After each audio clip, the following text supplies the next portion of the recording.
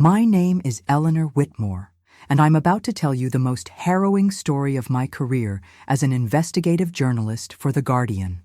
It all began 5 years ago when my brother, James Whitmore, a 38-year-old British mountaineer from the Lake District, vanished on Everest during what should have been his triumphant summit attempt. His disappearance shattered not just our family in Keswick, but the entire British climbing community who had followed his journey from the peaks of Ben Nevis to the world's highest mountain. James wasn't your typical weekend hill walker. He'd grown up in Cumbria, where the fells of the Lake District had been his playground since childhood. Our father ran a climbing equipment shop in Ambleside, and James had practically been born with a harness on. He'd conquered the Scottish Highlands, the Alps, and had even led expeditions in the Andes before setting his sights on the ultimate prize. He was methodical, cautious to a fault, which is why his disappearance during a supposedly routine summit push never sat right with me. On the morning of May 15, 2019, James left Camp 4 on the North Col route. The weather reports from the Met Office's specialist mountain forecast team had been favorable. He was climbing with a reputable British expedition company. Everything had been triple-checked. Yet by noon, a violent storm had engulfed the upper mountain. According to the official reports filed with the British Mountaineering Council, James was last seen attempting to descend through the whiteout conditions. His body was never recovered. For 5 years, our mother, Margaret, kept his room in our family home in Grasmere, exactly as he'd left it. His collection of vintage Ordnance Survey maps still covered the walls. His worn copy of Joe Simpson's Touching the Void still sat on his bedside table. We'd held a memorial service at St. Oswald's Church, but without a body, closure remained elusive. Then, 3 months ago, everything changed. I was in my flat in Camden, working on an entirely different story, when I received a call from the Foreign Office. A Czech climbing team had discovered a rucksack near the Rongbuk Glacier. Inside were British documents bearing James's name, and crucially, an intact waterproof journal. I took the first British Airways flight from Heathrow to Kathmandu. During those 11 hours in the air, sipping endless cups of Earl Grey tea, my mind raced. What had James written in those final hours? What secrets had the mountain preserved in that journal for half a decade? In Kathmandu, I was met by Sir Michael Pemberton, the British ambassador to Nepal, a distinguished gentleman in his 60s who'd attended Eton with my uncle. His hands trembled slightly as he handed me the journal in his office, overlooking the bustling streets of Tamil. "Eleanor," he said in that measured diplomatic tone, "I must warn you. We've read enough to confirm it's authentic. But the contents, they're rather disturbing. Perhaps you'd like some tea before you begin?" How terribly British of him, offering tea before devastating news. But I declined, my hands already reaching for the weather-beaten journal. James's handwriting, that distinctive scrawl I'd known since we were children, passing notes during boring family dinners in Windermere, filled the yellowed pages. The early entries were typical James. Precise weather observations, equipment checks, notes about the team's acclimatization rotations. He'd even sketched the view from base camp, always the artist despite being an engineer by trade. But from May 14th, his tone shifted dramatically. 14 May, Camp 4, 7,950 meters. Christ, I've stumbled onto something I shouldn't have. During yesterday's acclimatization, I diverted from the fixed ropes to avoid a bottleneck of climbers. About 100 meters east of the standard route, I found a cave formation in the ice. What I discovered inside defies explanation. My heart pounded as I continued reading. James described finding remnants of a much older expedition than anyone could account for. Equipment that appeared to be from the 1920s, but impossibly well preserved. Then came the passage that made my blood run cold. I've found documents, maps. This isn't what we've been told. The Chinese and the Nepalese authorities know. There's something buried in the North Face, something ancient, pre-Buddhist. The commercial expeditions are a smokescreen. Certain areas are kept off-limits for a reason. The subsequent pages detailed his discoveries. James had photographed everything with his digital camera, knowing he might not make it down with physical evidence. He described carved stone structures that couldn't possibly have been constructed at that altitude with ancient technology. Symbols that matched nothing in the British Museum's extensive Himalayan collection. 15 May, 0300 hours. They're on to me. Last night at camp, I noticed two men who aren't on any registered expedition manifest. They spoke Mandarin, but their accent was off, too refined, like intelligence officers I met during my time with the Royal Engineers in Hong Kong. I've hidden the memory cards where only family will know to look. If you're reading this, check the old oak tree at Dove Cottage. Dove Cottage, not the famous Wordsworth Museum, but our childhood den in the woods behind our house, where James had hidden a tin box in the hollow of an ancient oak. Only our family knew about it. The final entry was at 05:30 hours. The storm isn't natural. They're using weather modification technology. I can see helicopter lights through the snow, Russian-made Mi-17s by the sound. They're not here for rescue. If I disappear, don't look for me on the mountain. The truth isn't up here. It's in these pages. Ellie, if you ever read this, the BBC, the Times, they won't touch this. Go independent. The establishment is compromised.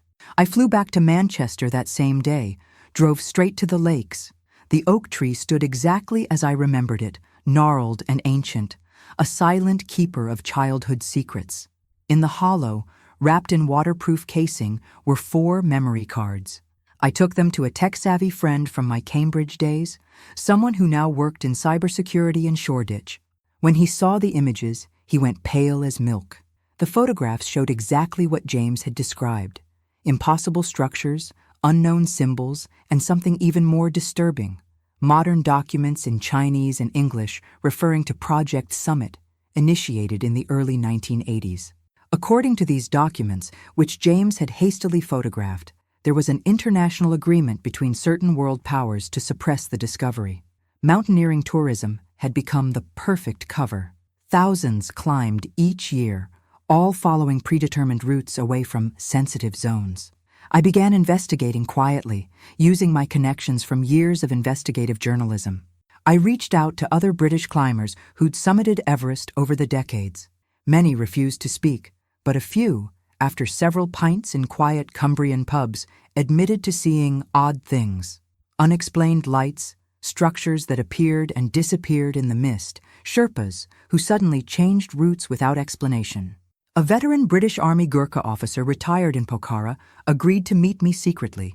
Colonel Timothy Harrison, 70s, face weathered by decades of high-altitude operations, examined some of James's photographs over a glass of Glenlivet. "Your brother saw what he wasn't meant to see," he said quietly. "The mountain holds secrets older than the empire. The Sherpa's ancestors knew. That's why for centuries, no one climbed beyond certain points, not out of respect for gods, but fear of what they might find." Harrison told me his grandfather had been part of the 1924 British expedition where Mallory and Irvine disappeared.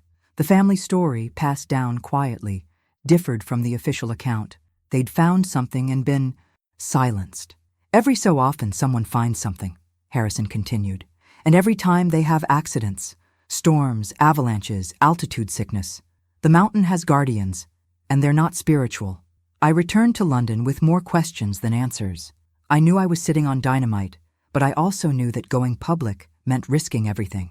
For weeks, I couldn't sleep properly. I noticed unmarked vans parked outside my Camden flat. My phone made odd clicking sounds during calls. Someone had been in my flat while I was out. Nothing taken, but things subtly moved. It was my mother who gave me the courage to proceed. When I finally showed her James's journal and the photographs, she wept quietly in that restrained way of hers. Then, pouring herself a proper British gin and tonic, she said, "James died for this truth. We can't let it be for nothing. Your grandfather didn't survive the Blitz for us to cower now." We decided to be strategic. Rather than approaching the mainstream media, which could be easily suppressed or discredited under the Official Secrets Act, we began disseminating information through alternative channels: climbing forums, independent documentary makers, foreign journalists beyond British jurisdiction. Small drops creating ripples. The response was swift. The Chinese embassy issued firm denials. The Nepal Tourism Board called it unfounded conspiracy theories. But the more they denied, the more people began asking questions. Other missing climbers' cases were re-examined.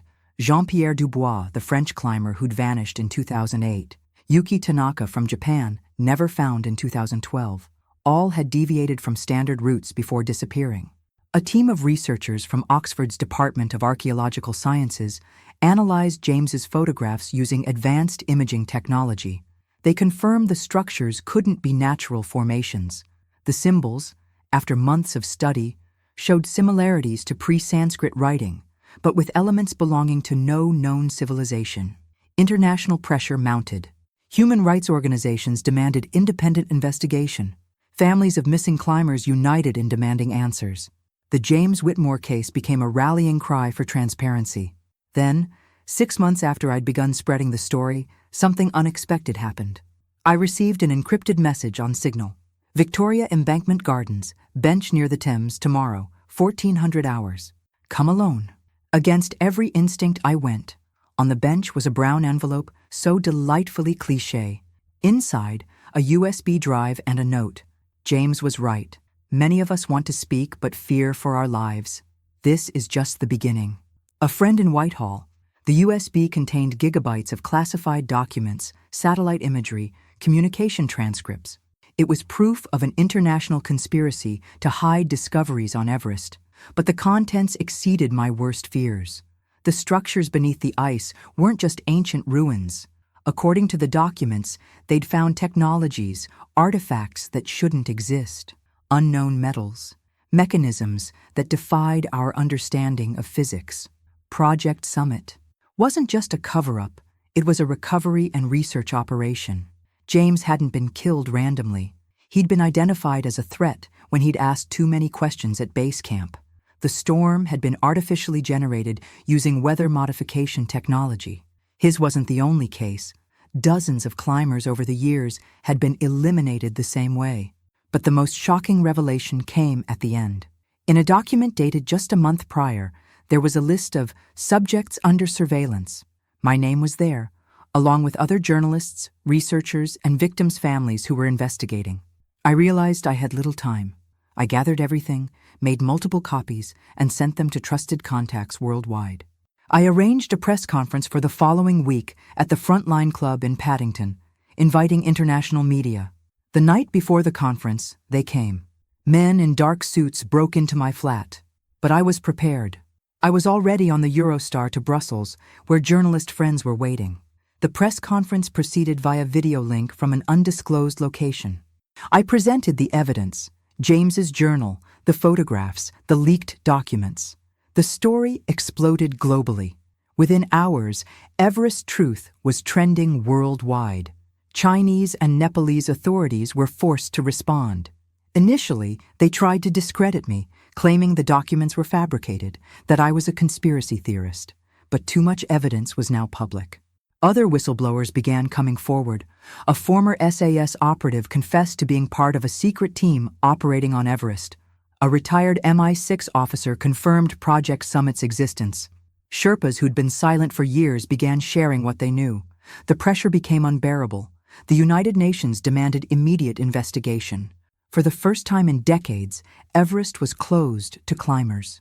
An international team of scientists and investigators was dispatched. What they found exceeded all expectations. The structures were real, ancient beyond dating. They contained technologies we couldn't fully understand. But the most important discovery was different. They found remains of dozens of climbers who'd been listed as missing over the years, all in zones previously declared unexplored. Among these remains, miraculously, they found James.